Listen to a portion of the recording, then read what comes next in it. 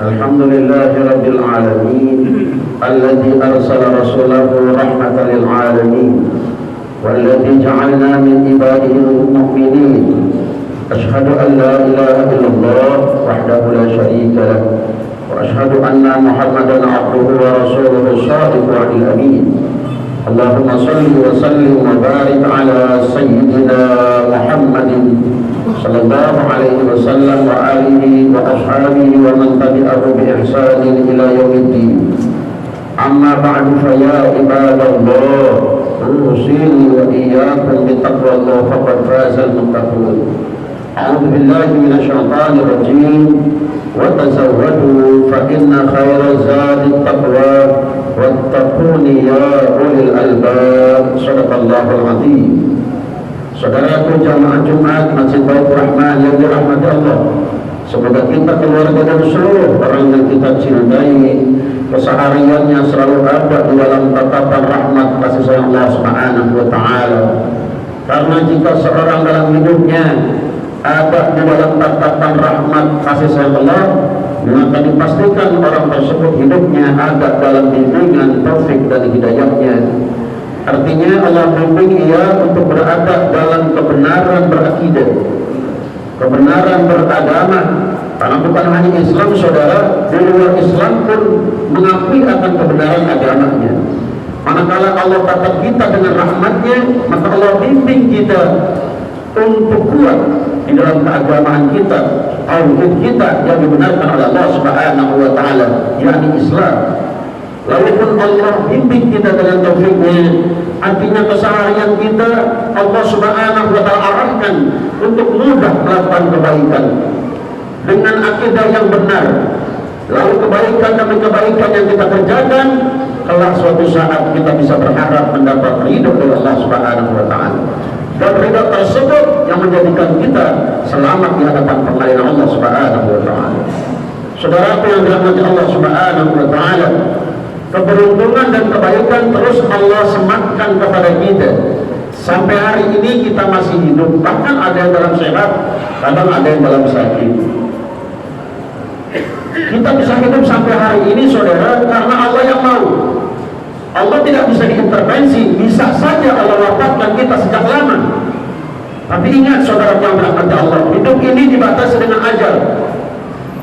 Artinya saat ajal sampai kepada kita, batas kontrak kita di dunia, ruh kita batas kontraknya habis.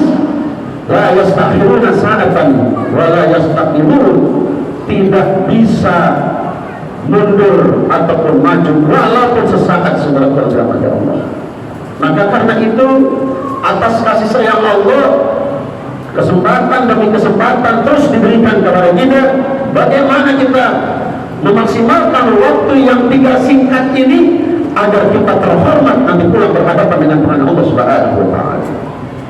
Seorang ulama besar dalam bidang tasawuf, Syekh Ahmad Ibni Muhammad Ibni Abdul Karim Ibni Abdullah Asy-Syakandari mengungkap, beliau mengungkap waktu yang tersisa yang sampai hari ini Allah berikan kepada kita secara umum dibagi 2.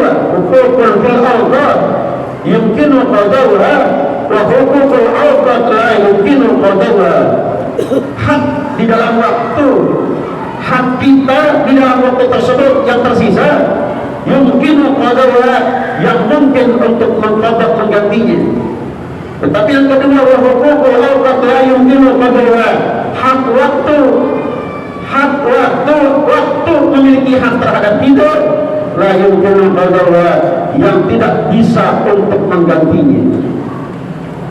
Yang pertama, secara umum, saudara, waktu yang tersisa ini kita memiliki hak terhadap waktu tersebut.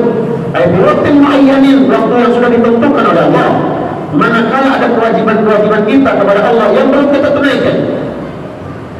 Puasa, kita masih punya hutang kepada Allah Subhanahu wa Ta'ala. Salat sampai keluar waktunya kita belum kerjakan, saudara. Nadar-nadar kita yang belum kita tunaikan, saudara. Bahkan kewajiban-kewajiban salat saat kecil sudah balik belum kita kerjakan. Masih ada waktu sempit, saudara yang berkata Allah. Diperkenankan yumkinul qadruha, mungkin untuk menggantinya. Bahkan bukan hanya kewajiban kita kepada Allah saja, dosa kita kepada Allah kepada makhluk Allah Subhanahu wa taala. Ada waktu yang seperti ini diperkenankan oleh Allah memanfaatkannya untuk menghapusnya dengan cara minta maaf sesungguhnya serius kepada Allah Subhanahu wa taala. Tapi itu pun waktunya terbatas, saudara.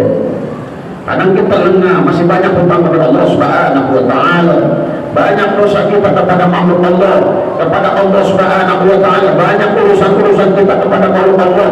Kita tunda, kita biasa saja. Berangan-angan kita, rasanya waktu hidup di dunia masih lama, saudara yang dirahmati Allah. Ternyata ajal datang menghampiri kita, belum selesai kewajiban kita kepada Allah kita tunaikan, belum selesai, belum rapi urusan kita kepada makhluk Allah Subhanahu wa taala, maka urusan itu akan diselesaikan nanti di hadapan pengadilan Allah Subhanahu wa taala. Yang kedua, saudara yang dirahmati Allah, bahwa huququl awqat la yumkinu qadruha, di dalam waktu la yumkinu qadruha, yang tidak mungkin untuk mengaturnya. Ternyata bukan hanya kita punya hak terhadap waktu, waktu pun menuntut haknya kepada kita. Maka dalam waktu tersebut Ibnu Athaillah sampaikan, paling tidak ada 4 kegiatan manusia di dalam setiap waktu, kapanpun dan saat kapanpun, di waktu kapanpun. Kisaran kegiatan manusia di jam yang manapun tidak lebih dari ada yang lagi bahagia, ada yang lagi susah, ada yang sedang taat kepada Allah, ataupun orang yang sedang durhaka kepada Allah Subhanahu wa taala. Saat kebaikan datang menghampirinya, maka waktu saat itu juga menuntut kepadanya untuk alhamdulillah wa syukru, lisannya berucap alhamdulillah, seluruh anggota tubuhnya menjalankan apa yang Allah perintahkan atas nikmat tersebut. Atas nikmat apapun, kebaikan-kebaikan yang Allah berikan, ya syukur kepada Allah Subhanahu wa taala. Bentuknya seluruh apa yang Allah berikan, dia manfaatkan, dia distribusikan, dia salurkan di jalan yang Allah perintahkan dan di jalan yang Allah redha. Manakala kebaikan-kebaikan yang Allah berikan kepadanya, dia tidak jalankan, saudara, dia berkhianat kepada Allah Subhanahu wa taala. Dikasih harta berlimpah, ya hitung waktunya segera. Manakala sudah cukup zakatnya, dia keluarkan zakatnya. Bahkan ia mencari nilai tambah untuk bersedekah. Dia bangun dari sakit, saudara yang dirahmati Allah, dituntut untuk syukur kepada Allah Subhanahu wa taala. Apapun kebaikan-kebaikan yang Allah berikan kepadanya, Allah waktu menuntut kepadanya saat itu untuk melaksanakan apa yang Allah perintahkan, bahkan di jalan Allah Subhanahu wa taala. Bagaimana sebaliknya, saudara? Dia sehat, dia tidak taat kepada Allah, bahkan malah mendurhakai Allah. Dia diberikan harta berlimpah, dia tidak zakat, saudara. Bahkan harta itu dipakai durhaka kepada Allah Subhanahu wa taala. Apakah orang-orang yang seperti ini langsung diberikan susah oleh Allah? Belum tentu, saudara. Kadang kita melihat orang semakin jauh dari Allah, semakin fatal kurang ajarnya kepada Allah Subhanahu wa taala. Hubungannya begitu tidak bagus kepada Allah, bahkan kepada makhluk Allah. Tapi fasilitas begitu banyak yang diberikan oleh Allah Subhanahu wa taala. Apa tandanya ini, saudara? Allah tidak mungkin melakukan kezaliman. Kenapa orang yang durhaka kepada Allah dimanjakan oleh Allah Subhanahu wa taala? Bukan dimanjakan, saudara. Justru orang itu sedang berbahaya di hadapan Allah Subhanahu wa taala. Yang memiliki potensi jahat tapi diberikan fasilitas oleh Allah Subhanahu wa taala, maka semakin jahat dia, bertumpuk-tumpuk dosanya di hadapan Allah. Lalu saat bergelimang dosa, ajal datang menghampirinya.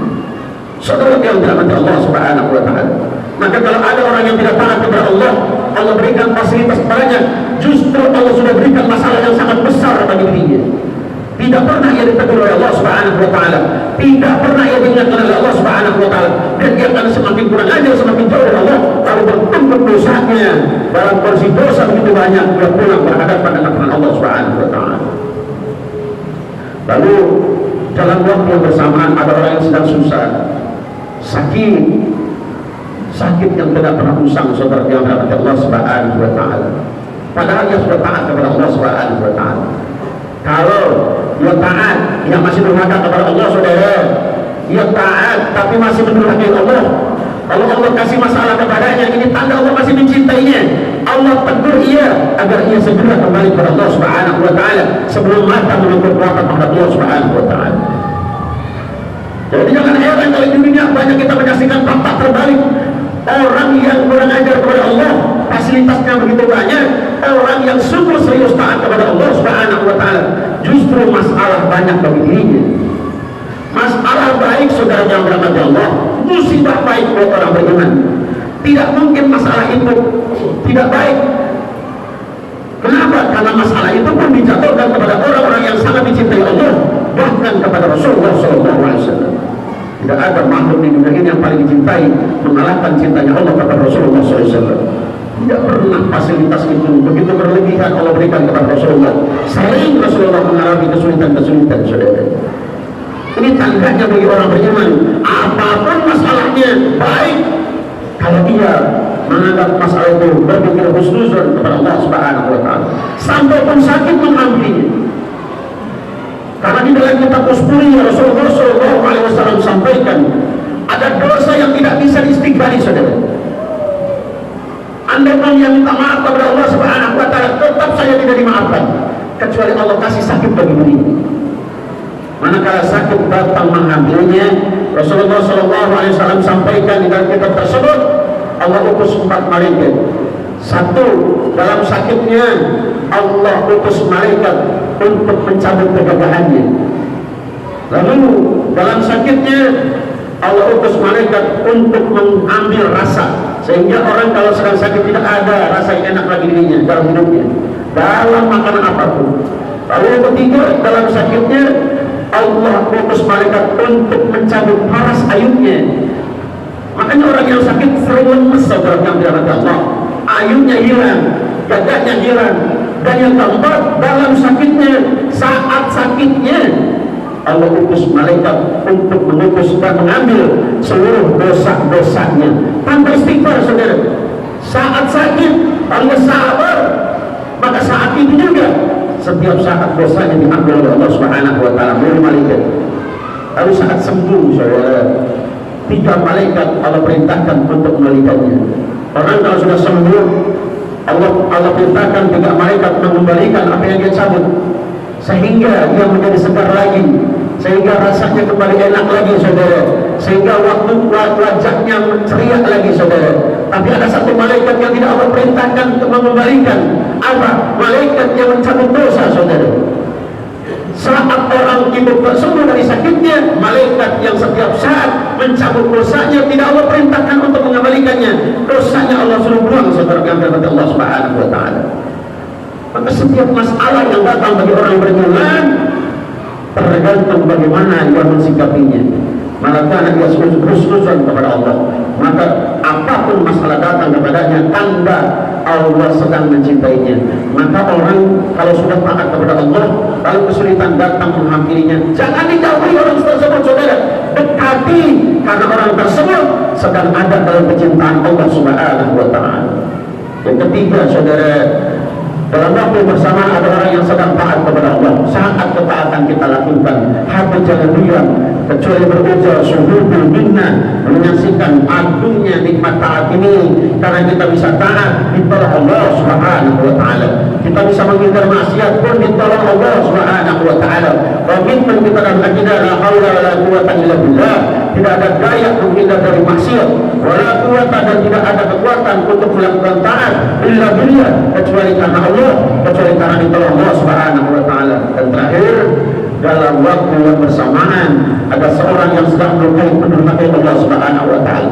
Kapanpun saat pendurhakaan dilakukan oleh seorang, waktu menuntut kepadanya untuk beristighfar wa taubat, minta maaf, berjanji untuk tidak mengulanginya. Maka ketika itu dia lakukan, saudara, sangat mungkin saat wafatnya dia ada dalam ridhaan Allah Subhanahu wa taala, dan itu menjadikan dia selamat nanti di hadapan pengadilan Allah Subhanahu wa taala. Barakallahu wa lakum bil Qur'anil azim wa nafa'ani wa iyyakum bima fihi min ayati wa zikril hakim wa taqabbal minni wa minkum tilawatahu innahu huwal ghafurur rahim.